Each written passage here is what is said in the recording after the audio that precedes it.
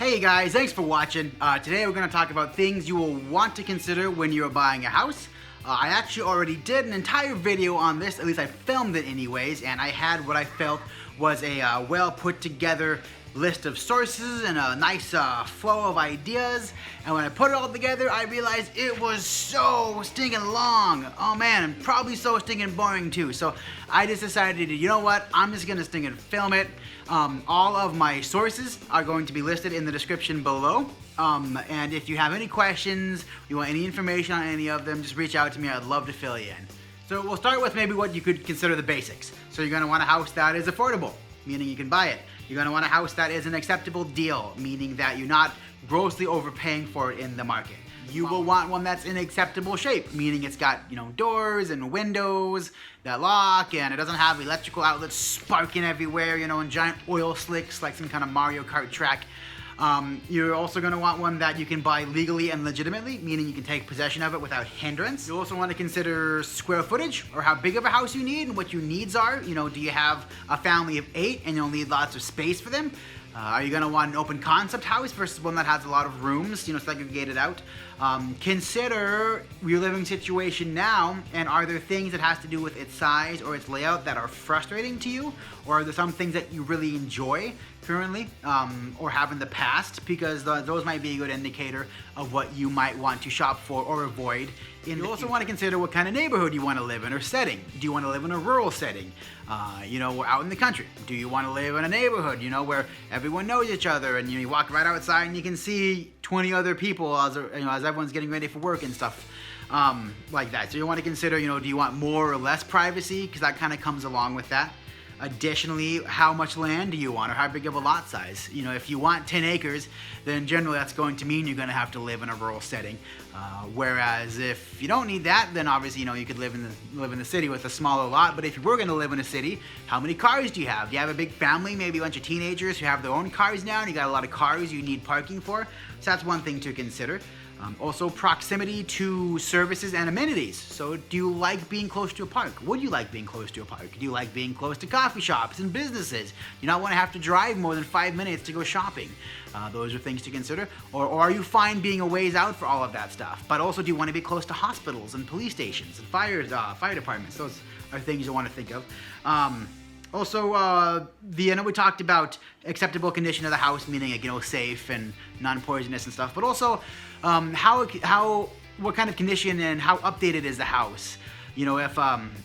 Because a little side note here, making repairs and additions to a house, or fixing things in a house, is very much doable, but it is work and it is time and money.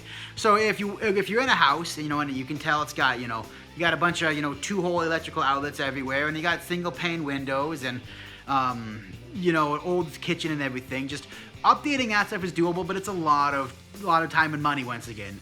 So is adding to a house's footprint. So are moving walls in a house, or removing walls in a house.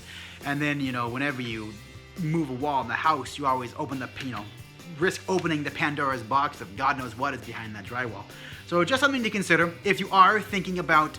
If you do think you're open to making improvements to a home, it is a good idea to always, run your improvement ideas by a couple of reputable contractors to get their professional take on it. And of course, I always encourage people to hire a professional inspector whenever they're looking at a house as well. Their trained eyes can catch things, so that if you didn't want to make improvements or didn't want to have to make giant repairs, their trained eyes can usually catch a lot of that stuff. There are also some additional kind of more broad, bigger picture things you could consider, like the economy, the economic viability of an area. So, a place that has an area that the economic foundation of it is an industry that is thriving or has a bright future, then obviously that area might have, a steady source of income for you and your family and your future generations. If you're planning on living in a house for years, if you're like me, you're going to want your kids to stay close by and your grandkids to stay close by. And if there's not, if they're not going to be able to get jobs, 20, 30 years down the road, then, they might leave. So that's just something to consider, or 20, 30 years down the road, you might need work as well. You can also, it's also good to consider what kind of job markets are in an area and are thriving in an area. Maybe you're a mechanic and, you're looking at an area where everyone rides horses still or whatever, you might have a hard time getting a job, so you'll want to consider about that economic element of that. Also, the culture and feel of a neighborhood, of a community. If there's a house you love, go spend time around it. Go to the coffee shops and the restaurants, and go to the parks around it, and just talk to people around it. Just kind of get a feel for how the community is. Crime rate and how safe an area is. There are a lot of online resources. I've posted one in the link below. And an additional component, and this is kind of a weird one, but hear me out on this. Okay, so how convenient does living in that particular house make it for you to contribute to your happiness? Okay, so hear me out on this. Okay, Martin Seligman, former head of the American Psychological Association, formed a formula called the happiness formula, and it was happiness equals set point, which is genetics, circumstances, and voluntary behavior. So set points is 50% of a person's happiness. Circumstances are only 10% of a person's happiness, and voluntary behavior, aka what you do every single day, is 40% of your happiness. And so people who use their daily behavior to contribute towards having close relationships with their friends and their families and having fun and doing a thing called flow, those people are generally happier in life. Flow is it's a state of mind, you could say. So when you're doing something that you really love, it's a perfect balance between being exciting and challenging, but it also perfectly matches your strength set, so that you feel that you got this and it's not anxious, and you lose yourself in the moment, and you lose track of time, and you lose track of yourself as an individual. All that stuff, that's flow. I bet if we think about it, we all kind of have those things that we like doing that would induce flow for us, so to speak. And so anyway, so family, friends, fun, and flow, people who use their daily behavior to do those things more, to contribute to those things more in their life, are generally happier. Which makes where you live really important, because convenience is super important for people.